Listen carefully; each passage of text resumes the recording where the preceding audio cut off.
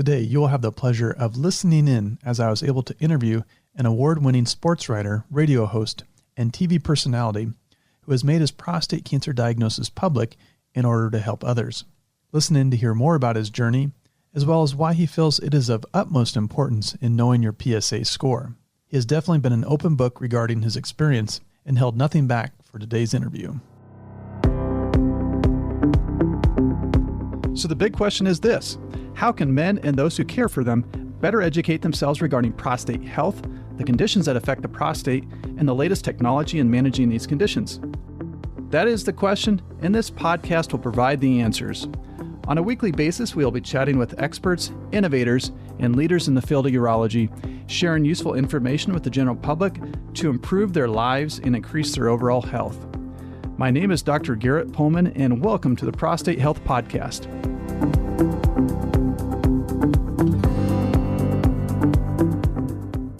Prostate Health Podcast is for informational purposes only. Nothing in this podcast should be construed as medical advice. By listening to the podcast, no physician-patient relationship has been formed. For more information and counseling, you must contact your personal physician or urologist with questions about your unique situation. It is indeed a pleasure to have on the show today Tim Fitzgerald. He also goes by the nickname Fitz, and he's an award-winning sportswriter, radio host, and TV personality. He lives in Manhattan, Kansas with his wife Becky and their pack of troublemaking dogs. He is the publisher of GoPowerCat.com and is a household name when it comes to Kansas State University athletics. He is also a prostate cancer warrior, not only battling the disease, but also serving as a terrific advocate, raising awareness for men to get screened for prostate cancer and know their PSA scores. I'm excited for our listeners to hear his story. Fitz, welcome to the Prostate Health Podcast. Thanks for having me on. This is great. Now, before we get into your prostate journey, for those of our listeners that don't already know you, could you share a little bit about yourself and your background? Yeah, I grew up in the hard streets of Salina, Kansas. That's a joke. And went to Kansas State University, ended up covering, working in the traditional sports journalism area. And in 1998, broke off and started a magazine that eventually had a website. And then we went from a magazine with a website to a website with a magazine. So now just a website in this changing world of journalism. And so I've been covering K-State sports for about 30 years, been doing this particular job for 20 plus. And, I've gone through other health battles. And then 2 years ago, I found out that I had prostate cancer. And now this is something very important to me, is communicating about prostate cancer health, prostate cancer diagnosis, and hashtag know your score, because I'm a big believer in the PSA. Well, we appreciate you coming on today. So how did your prostate cancer journey begin? Well, it ties into my job. I was in Atlanta, Georgia, covering the NCAA tournament, and I got a call. I was trying to get insurance, and that's really an important part of this story. Some life insurance. We had some term expiring, and so we went through a traditional company, and my weight, which was around 350 at the time, shot that down. So I went through a company, an online company that's fairly well known. An agent called me and said, "Mr. Fitzgerald, we have a problem getting your life insurance." I said, "Is it my weight?" And he goes, "No, we can find you life insurance with your weight. Your PSA score is too high. You need to get to a doctor right away." Now, first of all, let me compliment this guy who might have saved my life by making that phone call, because they also mailed the information. But who knows if we'd opened that envelope? You just don't know. Okay. It's a rejection letter. You might have just assumed it was my weight getting me, but he took the time to call. So the first thing I did is I thanked him, hung up, and Googled PSA, because I had no idea what he was talking about. And on that day, as I sat in a hotel room in Atlanta, Georgia, covering the NCAA tournament, having a good time, no clue what a PSA score was. I don't know if you're a religious person, but there was some guidance in this for me. First of all, I found out through insurance, and my dad was a lifelong insurance person for State Farm. And I almost feel like he steered me in this direction. But more so, I knew one buddy of mine who had had prostate cancer at the time. Look, I was 53 at time of diagnosis. I'm 56 now. And he had had it at age 49. And as it turns out, our journeys are almost identical, other than the fact that they caught his in stage 3 just before it spread to other parts of his body. Guess where he lives? Atlanta, Georgia. So it was just an incredible coincidence or guidance from above. But the next day, I was sitting in a restaurant talking to my friend Tad about prostate cancer, what it means, what he went through, and beginning my education in the disease and how it's missed by so many men. And I then also found out another fraternity brother of ours had also had prostate cancer at age 51. So 3 guys, all within a year age of each other, all with prostate cancer that had lived together. It was kind of odds defying to have advanced prostate cancer for 3 friends like that. But there we were. And that's how it all started. Wow. Okay. So you just received the news of the elevated PSA, and it sounds like you got some, good advice from your friend right away. And so where did you go from there? Well, I came home and I saw my, just regular doctor. I had some other issues, epididymitis in the past, and which is a lovely thing. And at the time I had swollen testicles, unrelated. It turned out to be a hydrocele issue. But at the time we both thought it might be epididymitis again. So we did a month-long cycle of Cipro or some antibiotic, and nothing happened. And so that delayed the diagnosis another month, which turned out to be unfortunate. That's how aggressive my prostate cancer was. So then I got passed to a urologist. We began all those fun things that you get to do for a living. And we determined that it was a 70% spread in one side of my prostate, and the samples, the core samples, as I like to call them, came out negative on the other side.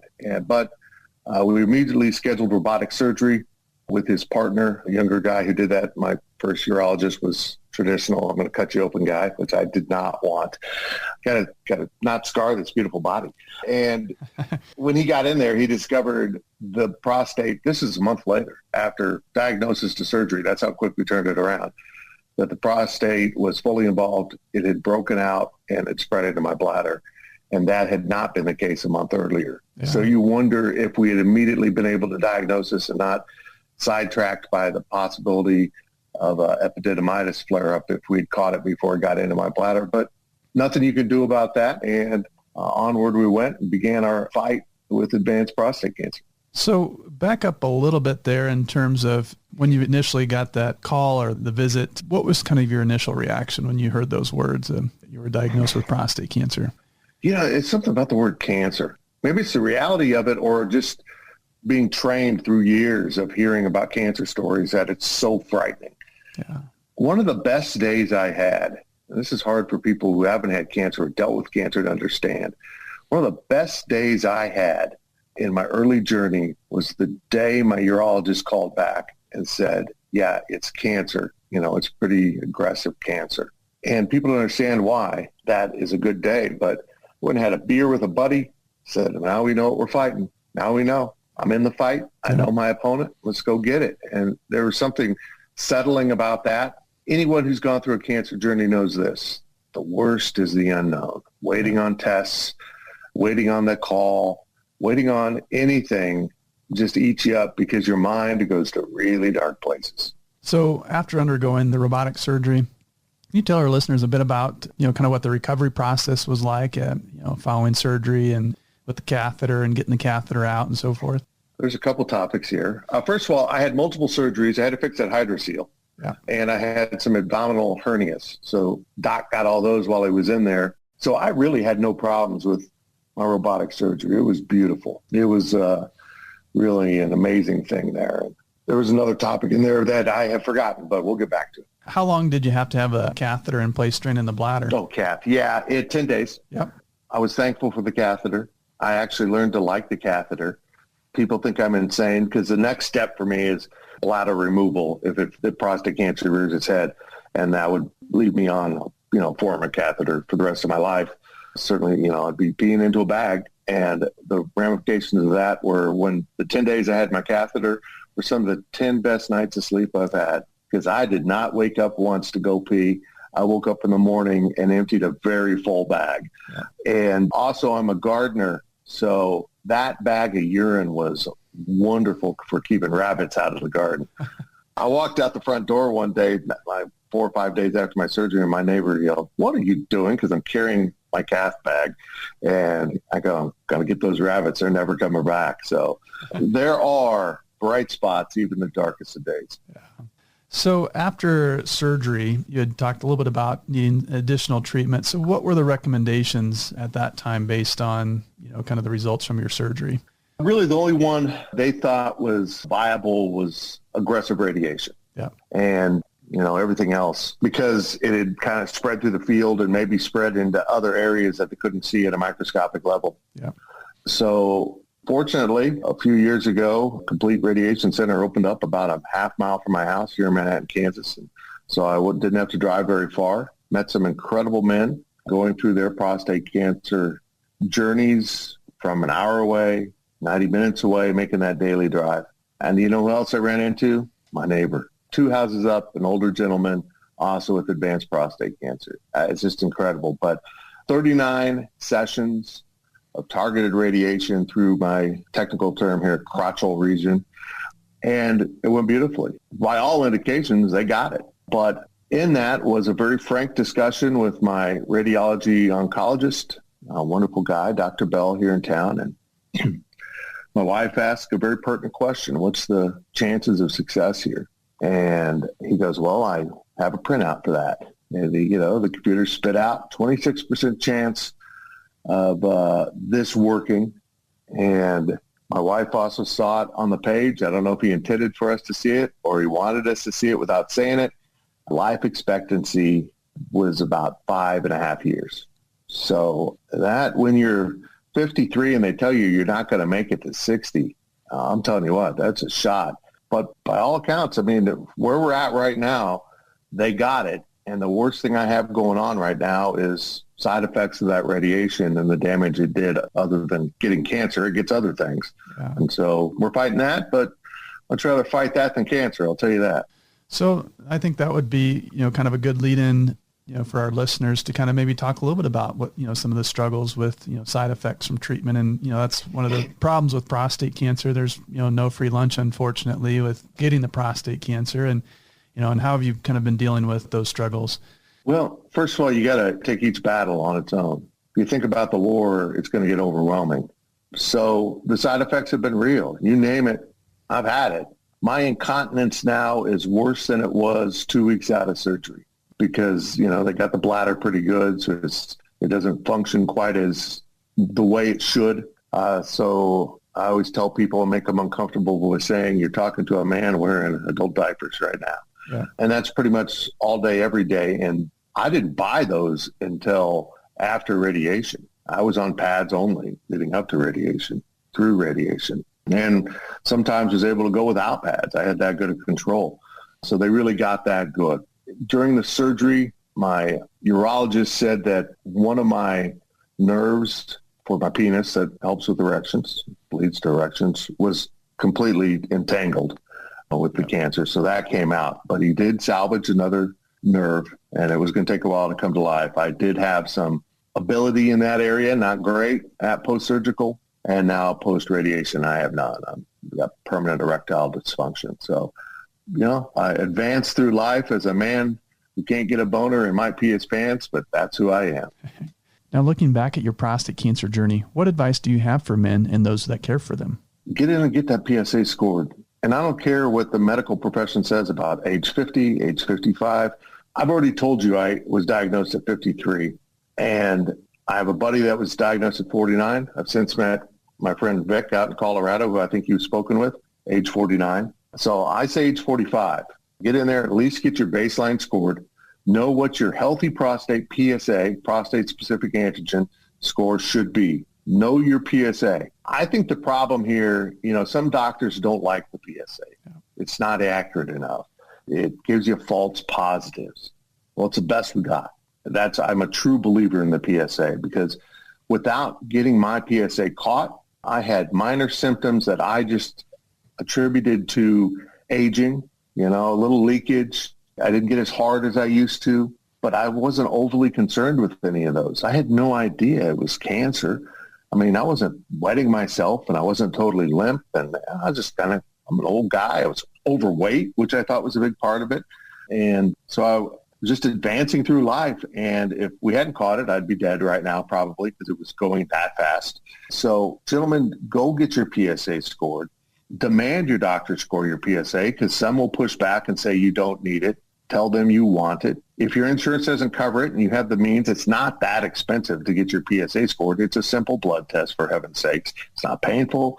You won't even know they did it because they'll just check another box on your blood work and track that. I don't have any clue what my normal PSA should be, because as far as I know, I never had my PSA scored until I had those blood tests done. And in the course of 2 weeks, I had 2 different insurance exams done by the same lab. In 2 weeks, my PSA traveled from 5.5 to 6.4. After the month of antibiotics, so now about 6 weeks out of that, I was a 9.9. So I had a extreme PSA velocity, and it was moving very quickly. And that's all I had to go on. I didn't know if I was supposed to be a 0.3, 1.7, or I'm just one of those guys that has an elevated PSA score to start with, which would be great to know. Know your PSA. Keep track of that PSA. Demand your doctor keep track of that PSA. Then if you see a spike, game on. Now you know something's wrong with your prostate. It may not be prostate cancer, but something's going on. So Fitz, any final thoughts or words of wisdom today for our podcast listeners? One of the things I realized early on was, my first urologist and I didn't quite click. So I switched over to a partner of his who was a little bit younger. You're kind of the general manager. I'm a sports guy. You're the general manager of this team, and you get to pick your team. You get to pick your coach and who's going to be on your bench and who's going to be there for you. My urologist is my coach, and everyone else is, kind of goes through him. Pick my oncologist, anyone else involved in the day-to-day needs of my prostate cancer. I didn't get to really pick my wife, but she's on the team. Well, I did, but not for this purpose. But that's, one of my big things is you're in charge. You get to lead this fight. So pick your team. Make sure you're comfortable with your team, not because they just tell you what you want to hear, but because you're comfortable that they're giving you tangible, real advice in a way that you need to hear it. Pick your team, man. That's my bottom final line with how to fight this cancer battle. Well, we really appreciate you coming on the show today to share your story. Really appreciate all that you do to help others by continually raising awareness for men to get screened for prostate cancer and knowing their PSA score. While your battle with prostate cancer has definitely not been an easy one, your strength and resilience have really been admirable as you continue to navigate each bump in the road along the way. So you've definitely provided our listeners with significant value today. So we thank you again. And if anyone, you can find me online on Twitter. I'm in Manhattan, Kansas, Tim Fitzgerald, Life of Fitz, on all my social media. If you encounter your own journey and want to talk to someone, hit me up. Yeah. Well, thank you. I want to thank you again for joining me here at the Prostate Health Podcast. Subscribe to the show on iTunes, Google Play, Spotify, or wherever you listen to podcasts. And please share it with a friend who may find this podcast helpful. We'll see you at the next episode.